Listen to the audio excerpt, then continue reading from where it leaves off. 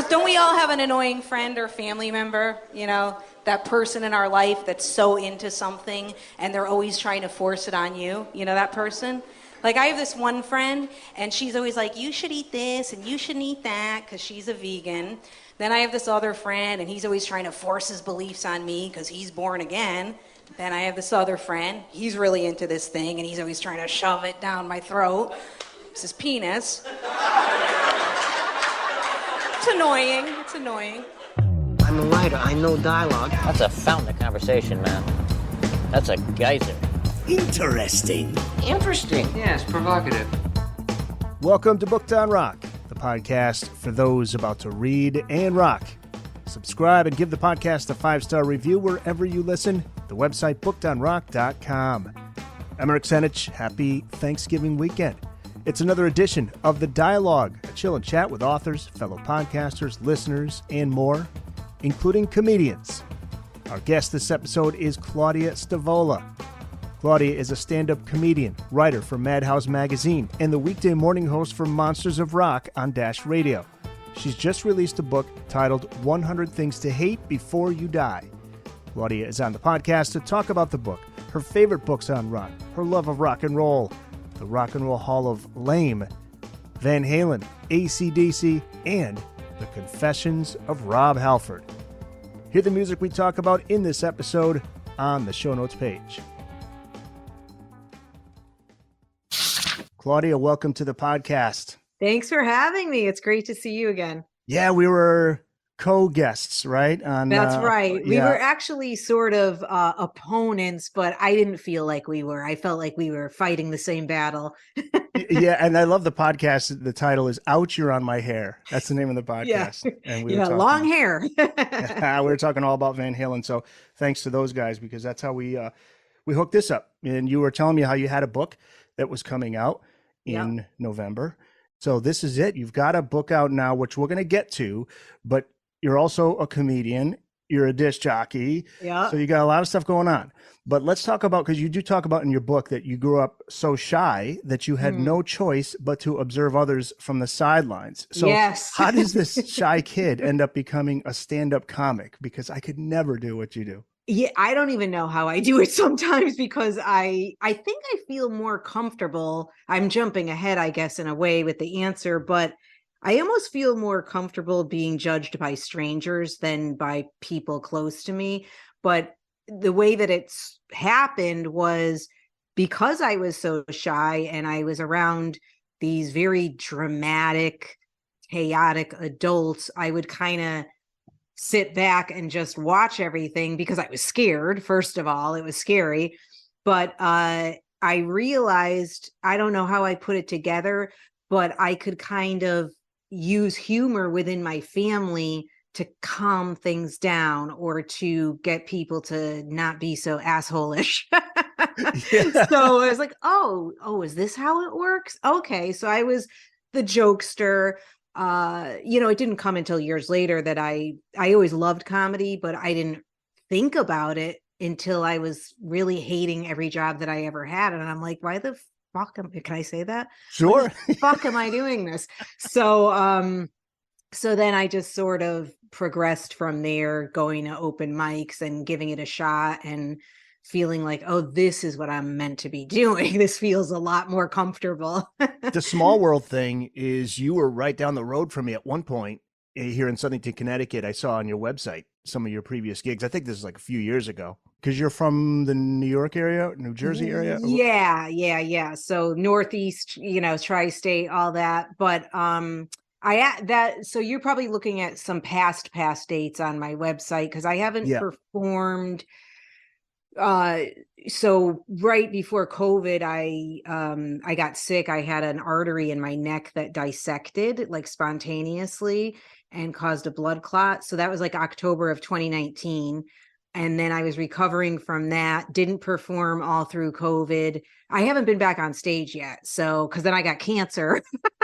Yeah, I know you were talking about this last time. Yeah. I do. I'm laughing as if it's so fucking funny, but that's what I have to do. You're doing better now. Yeah, I'm not sure. I'm kind of still not feeling great. I have another scan in January. So, I could have had this second surgery, but it was sort of a exploratory precautionary surgery, and I wasn't mentally prepared for it. I'm like, I don't know if I can go through this again so quickly. It was Yeah. take the right side of your small intestine and blah blah blah, and that way if it's there, we got it. I couldn't deal with it. But humor now comes into play here. Humor is Absolutely. what you need during these times. Yeah, and I've definitely had many moments that could have been really shitty, but I used humor to get through it Sure. because that's like my coping mechanism. And you use rock and roll, which Absolutely. plays a big role in who you are. The title of part 1 in your book, by the way, a nod to a classic Journey song. I picked up on that. It's called Lovin', Touchin', Squeezin', Cheatin', and Complainin'.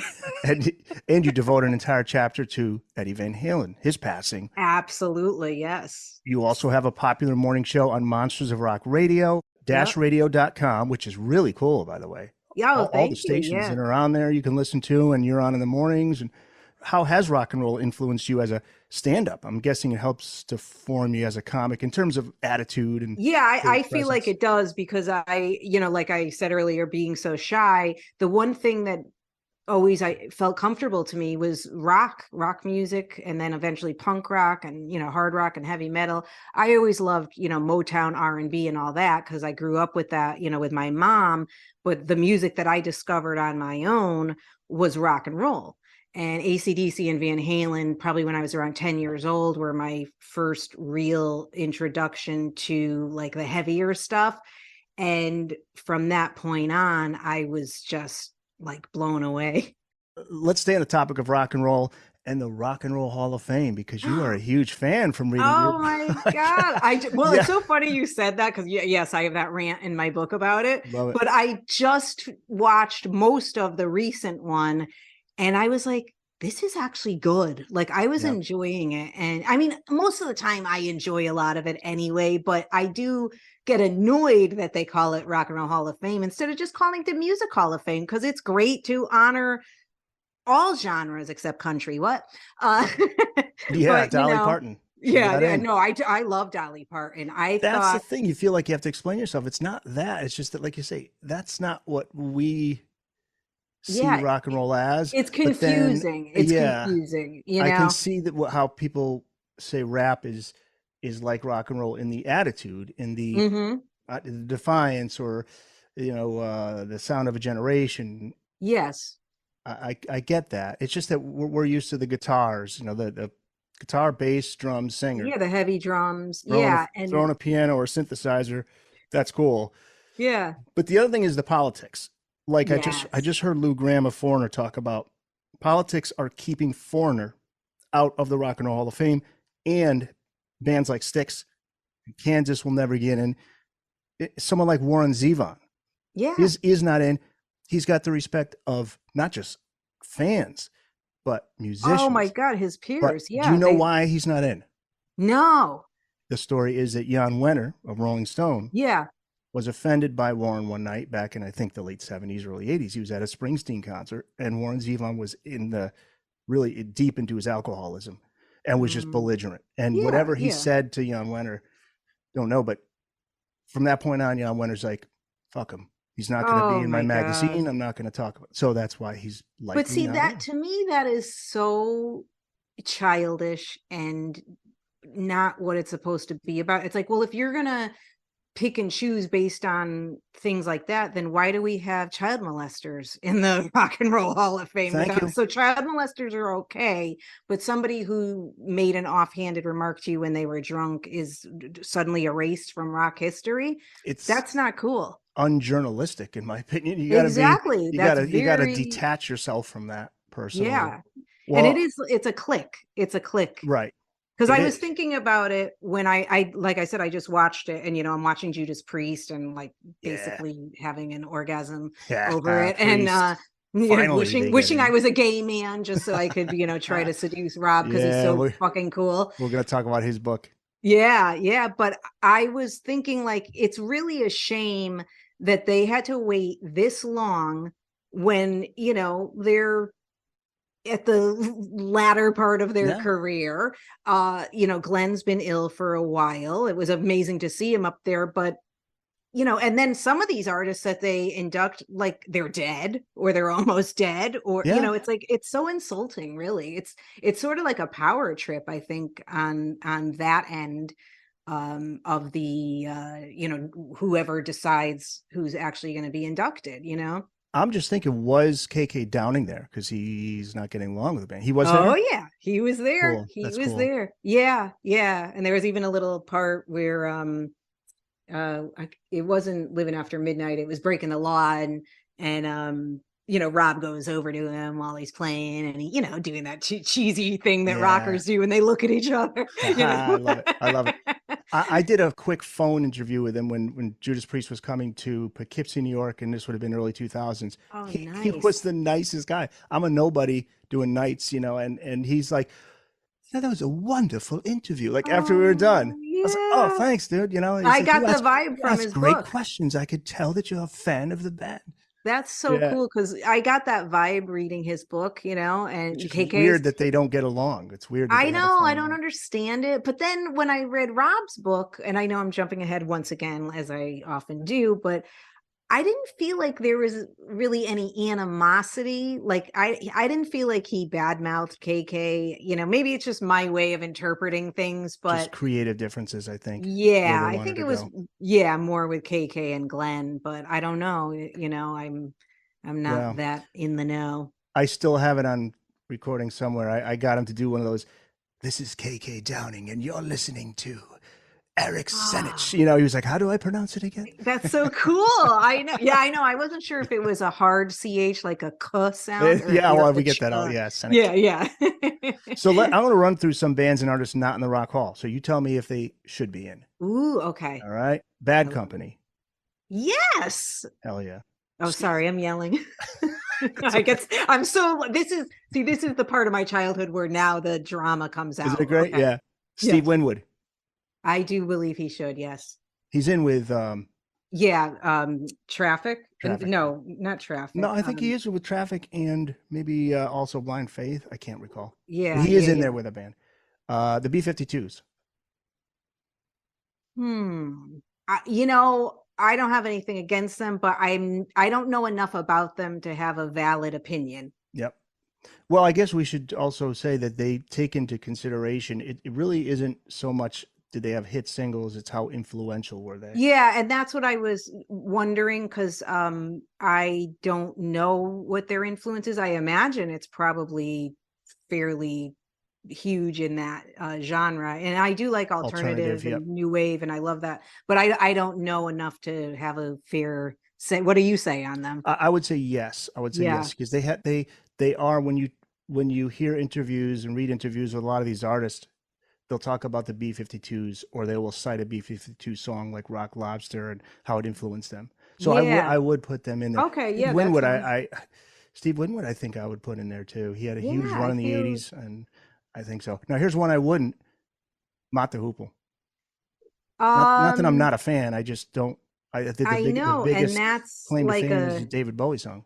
All the young dudes, and that's another band that I feel like a lot of other artists seem to say they're influenced by, but I only know the hits, so right. I don't know. I mean, I should know more, but I don't. Jane's Addiction. Yes. Hell yes. Yes. Hell yes. Yes. Absolutely. Yeah. Joe Cocker. Oh my God, he's not in the Rock Hall. Nope. I am so baffled. I double checked it. Yeah. Yeah. This list I got was actually including some of, like, Judas Priest was on that list. It was an older list, but double checked. That shocks me. Yeah. Yeah. The Runaways. Yes. Joan Jett and they're not in the Rock Hall. Lita Ford. Yeah. Lita Ford. Yep. Susie. Beck. Not Jeff Beck. Beck. No, I know he's revered. So I guess that makes him influential, because I think so, yeah. Other artists always refer, to him as some type of, so I would say yes. My cousin Andy has a great story. He went to Toad's place in New Haven, Connecticut, thinking he was going to see Jeff Beck, and it was an then unknown Beck, and Beck was out there with him. He's like, hey, man, what's up? He's like, you going to the show? My cousin's like, yeah, man, I'm kind of bummed. He goes, I thought it was Jeff Beck. He's like, I'm seeing some He dude. said it to Beck. Yeah, and he took it so well. He's like, I don't know, maybe you'll like it, give it a chance. Good for him. That That was is funny. so funny. How about Kate Bush? Well, Kate Bush, she also is another very influential, especially in alternative and Brit pop and all that. I would say yes. Yep. Alice in Chains. Yes. Oh, yeah. Here's one, Slayer. What do you think about Slayer? Yeah. Oh my God. Yes. Yeah. But again, because they're so metal, they can't handle it. And it's like, hello, I thought this was the rock hall, Right. not the tap your toes hall. Yeah. So yes. Procol Harum. Yeah, God, everyone you're saying, I mean, I wasn't surprised about Slayer, but you've mentioned a couple that I like. When you said Joe Cocker, I was Shocking. shocked. And Procol Harum, I'm surprised. You want to be shocked at this next one, Motorhead. That pisses me off. Okay, that kidding? pisses me off. Talk about influential and people would die to be Lemmy. I mean, come on, this is a joke. Slash and endless list of musicians who would just bow to the god that was Lemmy. He was the god. He was the guy. Smashing Pumpkins. They have enough of a run. They're still I'm together. Gonna say no. I'm gonna say no. I don't. I mean, again, maybe it's just a taste thing, but I don't. The first album I love. Oh, really? But after that, I like. Yeah. I mean, Howard Stern Siamese Dream. Yeah, Howard Stern is a huge proponent of Smashing Pumpkins. I'm just not there. Yep. Rage Against the Machine. Yes, incredibly yes. This one is unreal to me, and my older brother is a huge fan, Jethro Tull. Yes, how they're not in, and that's another one Howard Stern rages about, that they're not in there. Yes, I mean, come on, they had their own sound, like they were another influence to so many others, and rock and roll with the flute, whether you want to make fun of it unheard of. Never heard it before. Yeah. You haven't heard it really since. It's just, it stands on its own, identifiable, their own sound. Soundgarden. Yes, I would say yes. Yep. Devo. Yes. All right. The New York Dolls. Oh my God. Yeah. Obviously, yes. Well, like Kiss was influenced by the New York Dolls. Definitely Alice Cooper, but the New York Dolls was kind of their early stages go-to band. Yeah, they were, again, pioneers. And I believe when Duran Duran were inducted when I watched it last night, it wasn't on last night, or maybe it was on. I don't know when it first aired, but I first watched it last night, and we'll just put it that way. But I believe Nick Rhodes also mentioned New York Dolls, and I think he might have said something about how they should be in the Rock Halls. Yeah. I'm almost positive that was Ozzy solo. I mean, why? That's like, would are you not? joking? Like they've got to be Sabbath. Kidding. Yeah. But again, it's like they wait till people are either dead or almost dead, and then now we'll honor them, if they even do. So it's like, I mean, how old is Ozzy now? Like in his 70s? Yeah, he would be 70. I think he was born mid-40s. Yeah, I think he's like 74, 73, right? His new album's good. Yes, it's incredible. And he sounds incredible. He's still Ozzy. Iron Maiden. Yes, without a doubt. Silly that they're not in. King Crimson. That's an interesting one. Yeah, that's, we play them a lot actually on Monsters of Rock, and we on your station, King Crimson. Okay, because that's more like of a. Yeah, we once in a while, we get some, that don't necessarily fit the hard and heavy. My nephew, he loves Kanye West. Oh God. Yeah, he's been in the headlines. But there's a song on one of his albums where he samples 21st Century Schizoid Man from King Crimson. Oh, really? And he loved it. And I go, that's a band called King Crimson. Yeah, you had to educate him. 21st Century Schizoid Man. Let's see. The Smiths should be in. Absolutely, 100%. Did Depeche Mode finally get? Yep. Yes, okay, because I love Depeche Mode. 2-3 years ago, yeah. And then just winding down with those bands we mentioned, Foreigner, Kansas, and Styx, all three. Yes. Yeah. I mean, Kansas, I don't know as much if they should, but maybe that's just me being biased because they're a little too like blah, blah, blah for me. But it's, again, it shouldn't be about taste. It should be about accomplishments, influence, and standing the test of time as far as does their music still affect people Yeah. or other artists and all that kind of thing.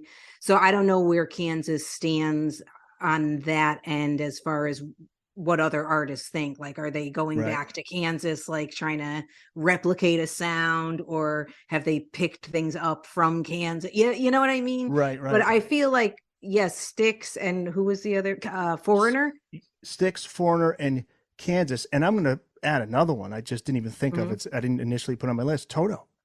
Yes. I mean, Styx, Toto, and Foreigner, they dominated an entire era. It makes no sense. I don't but you listen to certain people that are the voters. Like I've mentioned Howard Stern a few times. He doesn't do it, but Baba Booey, his producer, Gary Delabate, and Steely Dan. yeah, Steely Dan. That's great, boss.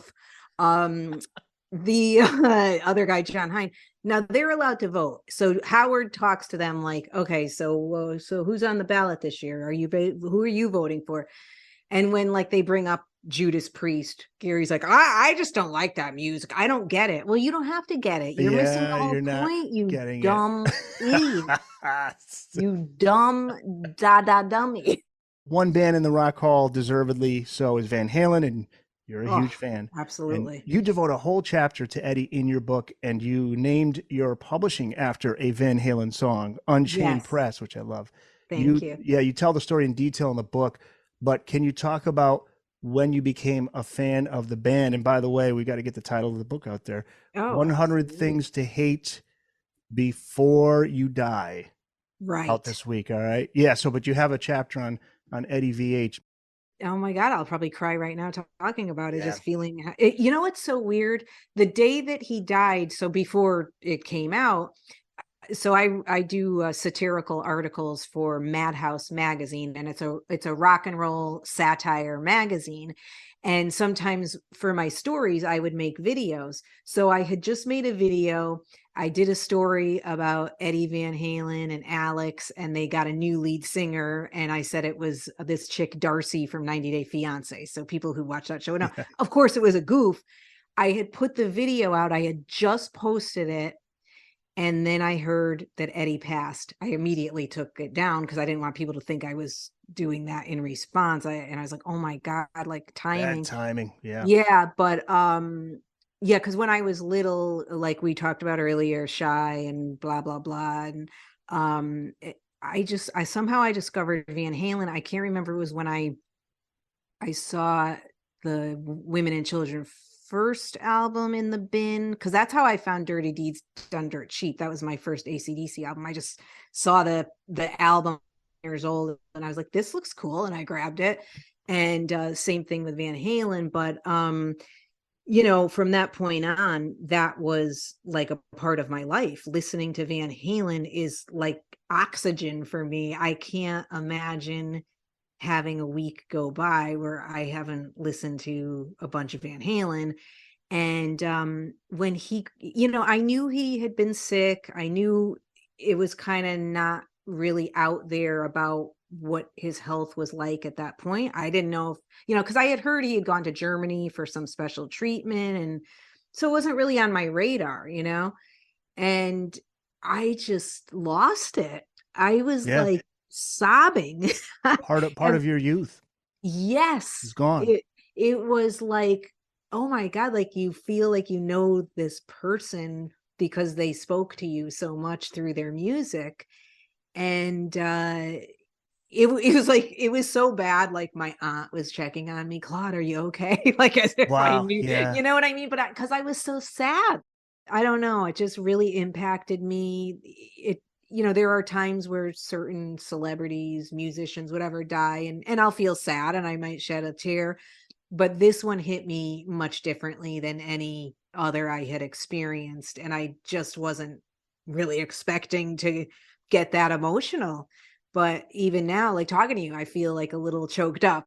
You nail it in the book. Eddie was in a stratosphere all his own. His humble yet brilliant mind was unmatched, a virtuoso with the ability to still be an everyman. And that was the thing. That was what was hard for him. Yeah. He had this godlike talent, Yep. and he just didn't understand. Like, I'm just a regular dude. What was that quote Yeah. he said? I'm just a punk kid who. Yeah, and that's what I loved about them too, because they did have a punk vibe to them, and you get it in some of their songs. I know we talked about that on the other podcast, but that was what I think was a lot of the reason he was so, you didn't see him out a lot, like he was kind of to himself, because I think it's a struggle for people who are so either exceptionally brilliant or again, like his talent was otherworldly, as I described it, and they just see themselves as like a regular person, and it's like that it's hard to balance that probably mentally and emotionally, and he just wanted to be the guy that happens to play guitar. Do you remember when he went to the show, the Tool show with Wolfgang, and there was that funny moment, right? You know where I'm going with somebody. I think so, yeah, because I remember Wolf talking about it again too, but go ahead. Yeah, some guy came up to him and said, "Excuse me, sir, can you take a picture of me?" Him standing in front of the stage. Yes. Had no idea it was Eddie. Yes. And I know some people were commenting like, "Oh my God, that must have sucked for Eddie." He probably loved that. Yeah, he probably thought that was like the just coolest thing ever. That's probably right. It was like he get to be a regular guy. Now, AC/DC, when did you first discover them? You said that was Same time, like 10 Deeds. years old. It was AC/DC and Van Halen. They kind of right at the same time. I found them and never let go. They were like my safety net for survival. The baddest rhythm section in rock history. Oh my God. Yeah. Like it's just, I mean, I love both incarnations of AC/DC, but of course my first introduction was with Bon Scott, and there's a soft spot for that era of AC/DC. But I mean, Brian Johnson is incredible too. Like his voice on Back in Black. Yeah, oh God. And what an album to open the door with when you're, replacing the guy that just died. That was really epic. And I hate to use that word, but I can't think of another one for that moment in time.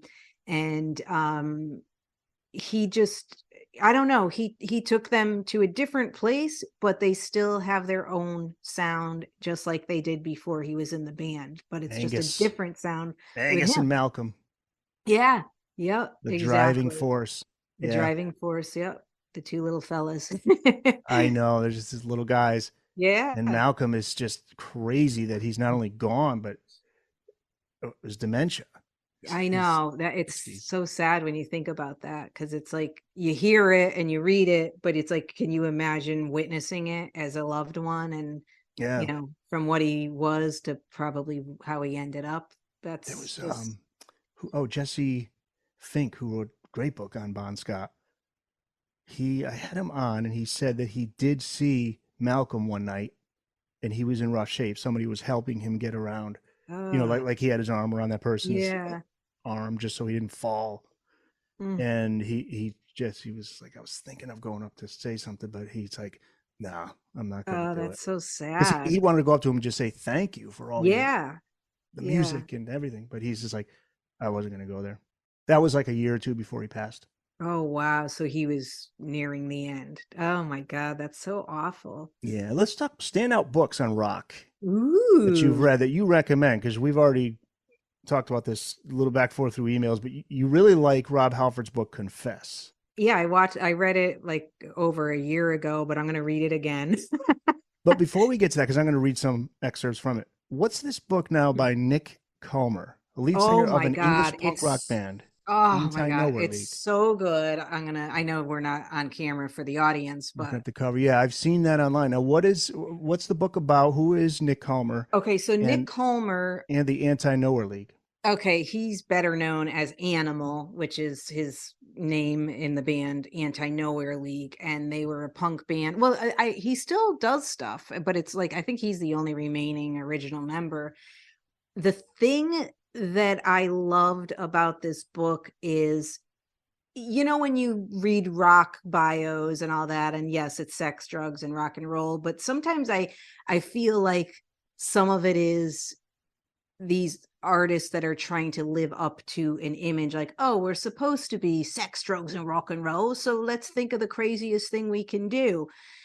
This guy just was that crazy. Like from the time he was a kid, it was a shit show from day one. Never gave a crap about what anybody thought. He wasn't even trying to fit in the punk scene. He didn't start out trying to be punk. It just sort of happened by accident how he ended up, with Anti-Nowhere League. But the stories in there, you won't even believe are real because they're so wild and crazy. And they never quite hit it big. They're probably one of the greatest rock bands, in my opinion. Wow. You've got to check out We Are the League. That's a great album. One of my favorite songs of all time, which should be the theme for my book, is called I Hate People. That's in that album. That's their debut album from what I'm seeing here. Oh my God. It's such a great song. I hate people. Oh, here it is. I hate ... people. Yeah, people. But yeah, I feel like it's just such a great read because I couldn't put it down. Like, I'm like, oh my God, what's going to happen next? Oh my God, he's in such a crazy situation. And then just being brought out on stage with Metallica, and it's insane. You got to read it to appreciate. Got to check it out. They came out at the same time as the Clash and the Sex Pistols, and from this same area from England, late 70s. Yep. But yet, and he doesn't necessarily have anything nice to say about his compadres. Oh, in the book, he's just a real guy. Like this one's a wanker, that one's a wanker. He was friends with Lemmy too. Oh, okay, all right. Yeah. He was actually friends with Lemmy, which is kind of cool because it's like, how did people not know this guy? You know what I mean? Like he was such a force to be reckoned with. But I think it was because he just didn't give a shit. The Booked on Rock podcast will return after this. You know what's annoying too, though, is rude people. Do you find like a lot of times you go into a store or a restaurant and the service people have an attitude? I don't know if it's a generational thing, but I had a really bad experience at a restaurant recently. And I'm not sure if I'm allowed to say the name, so we'll just call it Ruby Thursdays. I had seen this commercial on TV for a new shrimp dish that they're offering, right? And it's basically a bed of pasta overflowing with shrimp. So I order it. She brings it over to the table, and there's like 2 shrimp on the plate. So I say to her, excuse me, can you please bring me some more shrimp? Because it shows a lot more, on the commercial. And she goes, FYI, it always looks like a lot more on TV than it is in real life. So I didn't want to say anything at that point. I didn't want her spitting in my food, none of that. So I just wait, I pay the bill, sign the credit card slip. All of a sudden she walks back over. Now she has a smile on her face. She's like, oh, excuse me, you forgot to fill in the tip. And I was like, oh, FYI, I put your tip on TV because it'll look like a lot more than it is in real life. We got to get to the Rob Halford book. Oh, I'm going to read some of the excerpts from it or some of the stories from it. But why this book? This is Confess, by the way, because there's 2 of them that he put out, didn't he?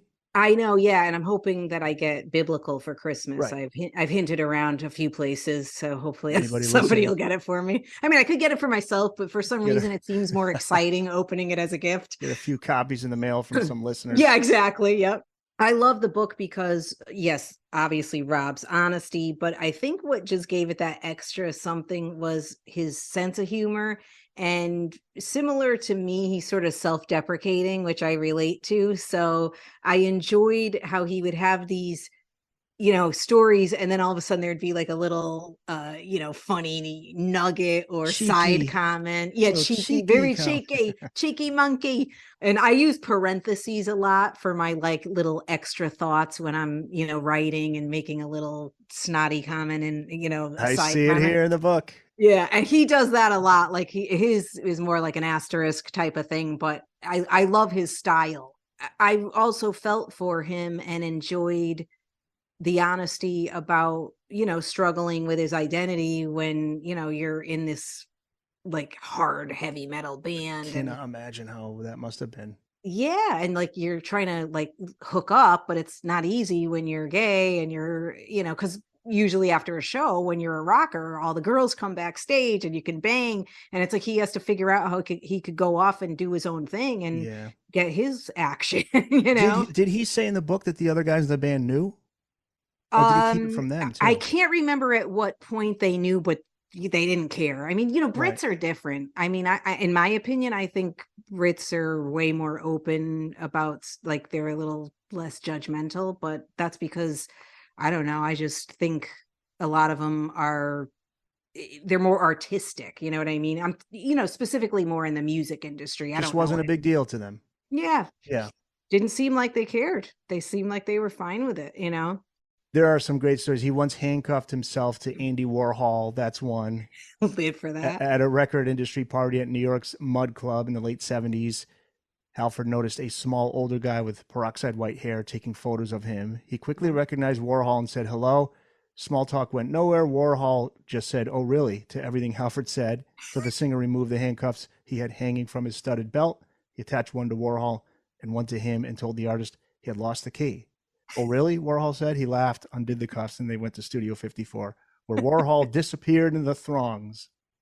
Love it. I love it. John Lennon and Yoko Ono had matching lovers' toilet seats. Do you remember this part of the book? No, remind me of that, because they recorded, I think, one of their albums at the house, right? Yeah. Okay, go ahead. Yep. Sorry. They worked on British Steel at Tittenhurst Park, the former estate of Tittenhurst Park, and it's featured in Lennon's Imagine film too. Yes. That by then Ringo Starr owned the place, but it was still filled with relics of the Lennon era, including two toilets that were side by side with nameplates that read John and Yoko. And so Rob writes, "I tried to imagine them sitting side by side, holding hands, having a poo. Truly, sometimes love knows no bounds." See what I mean? He's so fun. He's just so cool. Living After Midnight started with a complaint. One night, Halford was trying to get some shut-eye when the piercing sound of Priest guitarist Glenn Tipton's guitar wrenched him from his sleep at 4 a.m. "What are you bloody doing, Glenn?" Halford bellowed. "You're living after midnight down here." Yep. "You are." They stopped, smiled at each other, and Tipton said, "That is a fucking great title for a song." Isn't that the coolest? They wrote what would become one of Priest's signature numbers the next day. This is actually from a Rolling Stone article. It was like the 20 best moments from the book. He had, I don't know, I guess you'd call him his boyfriend. I don't know if they were really exclusive, because it's been a while since I read it. I have to go back. But anyway, he had this guy that, you know, he was infatuated with. They were in some type of relationship. And then after he passed away, and I don't remember the whole thing off the top of my head, but it was like a tragic thing. And he was like really having a hard time with it and struggling and all that stuff. And there was something that I guess they used to do with like water guns or something, like they'd goof around, or I can't remember the specific, but I'm telling you this for a reason. And I think when he first met him, there was something about his shorts. Okay. So fast forward, Rob's somewhere and this woman comes up to him. She claims to be a psychic. And then she says that she has a message for him or something. And then she brings up like something about the water, like the water gun type thing, and something about the shorts, like something that nobody would have any way of knowing. And so he was like totally freaked out, because he's like, oh my God, like, so now he has to believe in a psychic, because right. But it was so wild. I got to go back and read it, because that story just like freaked me out. So I thought that was pretty interesting. I'll move on to some of the breaking the law was a rare political statement. Halford considered himself apolitical, but the dawn of Thatcherism inspired him to write Priest's biggest hit. He was seeing the auto industry in the Midlands, the area of England where he had grown up, collapse, unemployment was rising, and factories were closing. Writing Breaking the Law, he said, "I try to put myself in the mind of a jobless young bloke at his wit's end. I saw a lot of disenfranchisement and anger and anarchy around me, and I wanted to document and reflect it." That's a great song. Yep, it's such a cool song. Yep. Oh, he made a pass at Iron Maiden singer. Not Bruce. Not Bruce Dickinson, Paul Di'Anno, who was the first Iron Maiden singer. Yeah, that was in 1980. Yeah, because I think he got a vibe or something and he misread it.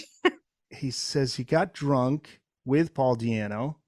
The liquid confidence almost led him astray, and he writes, quote, "I tried to seduce him.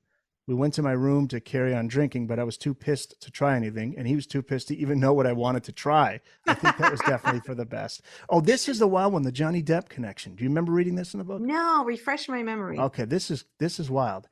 Halford met Johnny Depp backstage at an event Alice Cooper threw in 2018. When they got to talking, Depp asked the singer, "Do you remember the Treehouse days?" The Treehouse was a club that Halford would show up at in Fort Lauderdale when Judas Priest were mixing 1982's Screaming for Vengeance. Yeah. Halford would go there, drink, sing Priest songs with a cover band. Halford asked Depp how he'd known about that, and Depp said, "I had heard you used to go down and jam on Priest songs, so I'd go down in case you turned up. You always did." Halford told him that he didn't remember him, and Depp said, "You wouldn't. I was just a long-haired, skinny punk back then in a band that was going nowhere. But I remember you." He said, "I was absolutely gobsmacked." Gobsmacked. So cool. Gobsmacked. This is one last one, which is good. Rob Halford embraced Judas Priest's black leather look, even if he wasn't exactly into what it stood for, which I didn't know. See, I knew this because when I tweeted stuff out about Priest, people will always make the joke about, oh, the fashion and that's because he's gay. It's like, that's not how it happened. And he Nope. didn't even know about that. It was like, that's definitely, well, go ahead. I'll let you. The aforementioned KK Downing. Mm-hmm. He had the idea of the band Yep. dressing in black leather in 1978. But while the look fit into the gay culture Halford so longed to join, leather wasn't his bag. "I had no interest in S&M domination or the whole queer subcult of leather and chains. My sexual preference was for men, sure, but I was and still am pretty vanilla." Yep. And I remember one of the stories in there when I think it was when they went on like Top of the Pops or something, and he borrowed his sister's silk blouse because this was before they had a look. So he's wearing like a woman's shirt. Is that on YouTube? Yeah, I think so. Oh, man, I got to see that. It's so great. It's so funny. Wow. So how about books you haven't read that you want to read? Any that you haven't? Well, one that In I mind? have, I want to read Lonely Boy. It's by Steve Jones from the Sex Pistols. Yes. Because I watched the show Pistol. I don't know if you saw that. I can't No. remember if it was on Hulu or it was like a limited series. It was from Steve Jones' point of view about the forming of the Sex Pistols. It was really good, actually. But I said, you know what? I got to read the book. I never read the book. So I got that recently. I'm rereading Crazy from the Heat, David Lee Roth, because it's been so many years. So it's new to me because I can't Diamond even Dave. remember. He's got to do another one because he's got a lot more to write about. I know, that's what I was thinking. 96, 97. Yeah. And a lot's happened since then. A lot's happened. And I would love to hear if he would be a little more open about, the relationship with Ed and Al. And I don't know. I feel like I get the vibe that there's love there. I just feel like it's, they were like brothers that fought.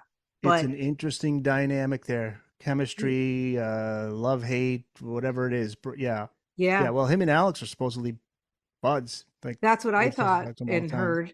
And I think, they just, because they have that bond and the history. And if it wasn't for Dave, they wouldn't have been what they were. It's just, it was the right time, the right circumstances, and Dave's tenacity that really put them together. So, and the need for obviously his sound system, but Yeah, that was his dad. He bought the sound system with his dad's money, Dave. and then I think they used to need to borrow it or rent it or whatever, and But here's an interesting thing that I heard actually on Monsters of Rock Radio, and they had Rudy Sarzo has his show on there. 6 Degrees of Sarzo. Yep. Is that right? And he had Niels Lozauer, the famous photographer, who's Oh, legendary among the Van Halen community. He's pretty much any great photo you see online of Van Halen, it's from him. Neil, yeah. He said Eddie loved having Dave in the band. He loved it. So he was trying to get across, like, yeah, they had their battles, but Eddie was a guy, like, in fact, Eddie would say, it was in 2015, he's like, I want to be Dave's friend. He just doesn't want to hang out with me. Oh, And then Sammy was talking about how much he gets along with Michael Anthony and got along with Michael Anthony back in the Van Halen days, and how Eddie was bummed. Like, why Why are you guys connecting and I'm not? So I thought that was interesting. And I love when Dave did that, that black and white interview. He interviews Ed and Al, and I don't know. I thought it was cute. I just feel like Yeah. you see the bond and the love there, and I'm just like annoyed when I constantly see people bashing David Lee Roth and trying to make him out to be something that he's not because they don't understand his personality. They think that means he's a bad guy. It's like, actually, I get the total opposite. I get that he's a really caring guy and that he's a decent guy, and everything I hear about people who have met him, or he a hard worker and he expects the same if you're working for him. Oh yeah. Yeah, of course. Yeah. But yeah, I don't think he felt it was appropriate to really open up about Eddie's passing. I think that's not him. I know. And I thought it him. was beautiful when he put that picture up and it was just them holding hands, like holding hands. I forget. That was in 07. I think, the 07 tour, we were shaking hands. Such a poignant shot, Here's a fascinating quote, and it just kind of came and went. Nobody really ran with it. I guess it wasn't newsworthy, but it's interesting. And Joe Satriani was talking about that near tribute that maybe will still happen. Yeah. And it was going to be Satriani, Alex, Dave, and on bass, there was Jason Newsted was the talk or whatever. Yeah. But so Satriani was saying recently, he said Dave wanted that whole thing to go down that summer. Wow. So that goes against this whole idea that Dave's holding it up. If he's the one I that said wanted that to do it from the beginning. Satriani's like, I need time. I got to figure out these riffs. Yeah, I think you got to read between the lines sometimes, because when Wolf put that quote out there about somebody being difficult, I immediately interpreted it as not Dave. Who did you think that was Sam? Okay. And I feel like Sam contradicted himself with something that he said, because on the one, the thing I just don't like that Sam does is every interview he does, he has to crowbar in some insult towards Dave. I know. I find that and Eddie. And at now times, Eddie. which is He was odd. holding back a little bit on Ed, but he just started unleashing again. And when it came to the tribute, he tried to say, I don't know this for a fact, but I'm sure Dave said that he wouldn't do it if I was there. It's like, so first of all, you're putting something out there that you don't even know was said. But then at the same time, he said that he wouldn't do it if Mike wasn't there. It's like, so you're actually the one that had stipulations, but yet you're criticizing Dave for having stipulations that we don't even know that he had. I know. You're just making it up to make him look like an asshole again. And it's just like, you got to slow your roll there, bud. You're right, because he said in that, and I was just mentioning how he and Michael Anthony got along so well and Eddie was bummed by it. The reporter simply asked him, so you and Mike have always got along great? That's the question. He says, yeah. He said, even back in the Van Halen days, Eddie used to get jealous when we were on stage and we had each other, we each had our own language, and he was jealous of that. Now, why do you got to say that? Why? What does that have to do with the question? Why even, he's gone. Yeah. He's not even alive anymore. So you're right. I don't. And that's what I don't like. Well, how about with Alex? He goes, I've been trying to speak to Alex five times. And then I'm thinking, oh, that's a bummer. I hope they talk. And then right away, Sammy's like, yeah, Alex has got to stick up his ass. Yeah, because that's not going to help. But see, that's because I think Al sees him for what he is, and he doesn't have time for the bullshit. I just always got that impression that Al just doesn't give a shit about all the drama and want to be involved. That's not going to help. That's not going to help you get back with Al if you're going to say that. Yeah, he's like a bitter ex-wife. It's like, dude, close. It sucks because I love Sammy and I love Dave. And I mean, like, Sam is a talented guy. I mean, I have nothing against him as a musician. I personally don't care for the Sammy days of. To me, there's just Van Halen, Dave. Okay, that's it. See, I love both eras. Yeah, and I totally respect that and understand. I get it. It's different for everyone. I just don't like that he tries to come off like, oh, I'm just the everyman, I'm the chill guy, but yet he's the one stirring the pot all the time. Well, yeah, and the contradictions. Like he had said when he went back in 04, he said, I'm not coming back for the money. You know, he's, I'm back for the fans. I'm back, you know, for the music, and that's it. I don't need the money. Hmm. Okay. And that's what, because when he was on Stern, I think one of the callers mentioned it, or maybe even Howard said, "Are you doing this for the money?" No, I'm not. Yeah. Funny is that Miles Copeland put a book out last year. Mm-hmm. Miles Copeland, the manager of the Police. In '04, Sammy called him, and Sammy said, "I need a manager. Would, you know, you interested?" And Miles was, and they talk back and forth. Never happened, but he said to Sammy, he goes, "Why did you do that reunion with Van Halen? I thought you were pissed off, you know, the way things ended. You said that they were treating you like shit and you're not happy." Miles said, Sammy said to me, "Miles, they put so much money down on the table, I couldn't say no." And that's what Miles Yeah. told me on this podcast. Yeah. He Yeah. did It it for the totally money. contradicts what he said. Yeah. I know. I don't understand the guy. I I don't don't know. understand. And there is a really cool side to him too. I'm You know, sure. Yeah. he's positive attitude and he does a lot to help others. And Yeah, I was it's- watching, back then I was a few years back I was watching Rock and Roll Road Trip. I liked those. Is that what it was called? What was Yeah. it on Access TV? Access. Yeah, fun episodes. He seemed to be having a great time and interviewing cool people. So I really Great enjoyed voice. that. Yeah, great voice. Yeah. Yep. Yep. So we'll wind down here. Any book that you want to see written that hasn't been on a You know band or a subject? Anything that Yeah, hasn't I been written? think the book that I would be interested in, it's so funny because I was like, oh, is there a book about the Kinks? There is a book about the Kinks. Okay, so I need to read that. And but anyway, suicidal tendencies. I think they have an interesting, history. I think, Mike is the only original member left they've had, and Robert Trujillo was in there. And so I just think it speaks to me because of that punk background. And then they went to thrash metal. People are like, are they punk or are they metal? Well, they started out as basically skate punk, hardcore punk, and then transitioned. I don't know. I just think that would be an interesting story. I always found them to be different and cool and did their own thing, like their music. So I want to know more. I want to get like all the dirty details. That's a good one. I did an interview early on in this podcast. Christy Halberg is the author, Searching for Jimmy Page. And the story is, it's an 18-year-old girl. She's haunted by her past.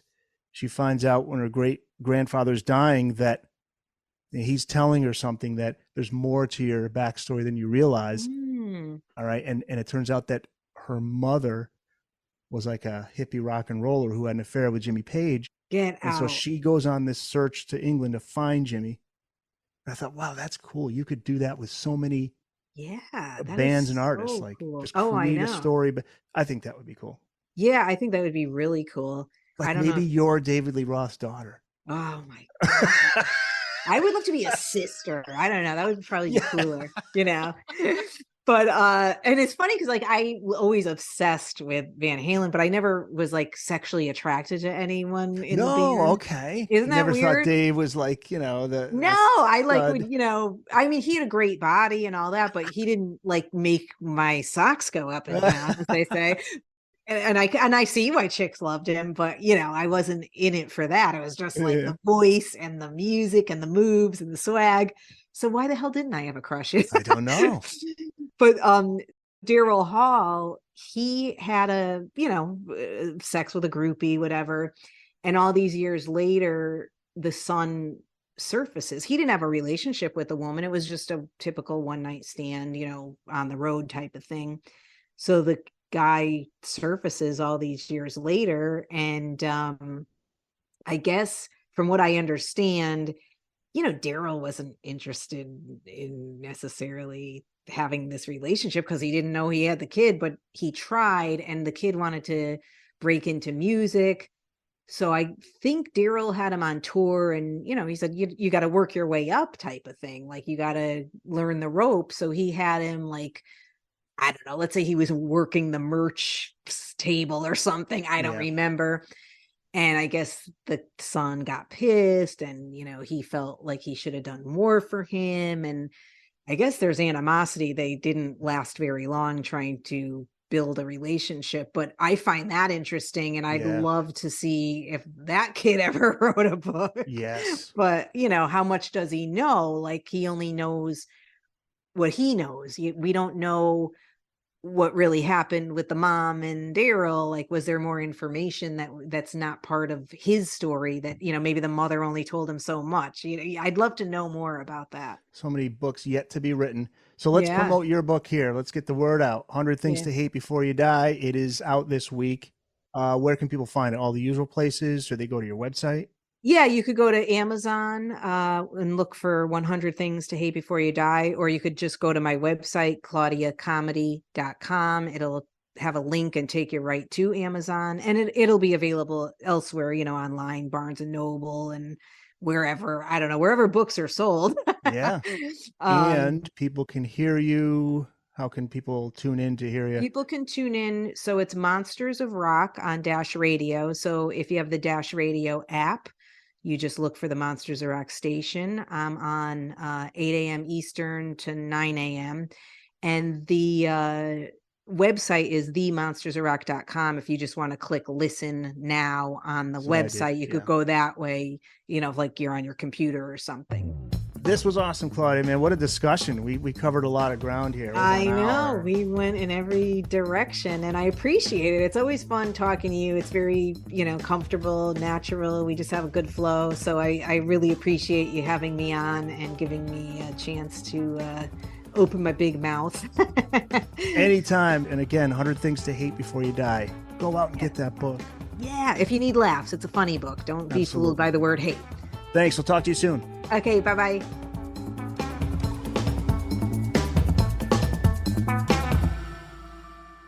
Well, that was an adventure. That was quite a show you put on today.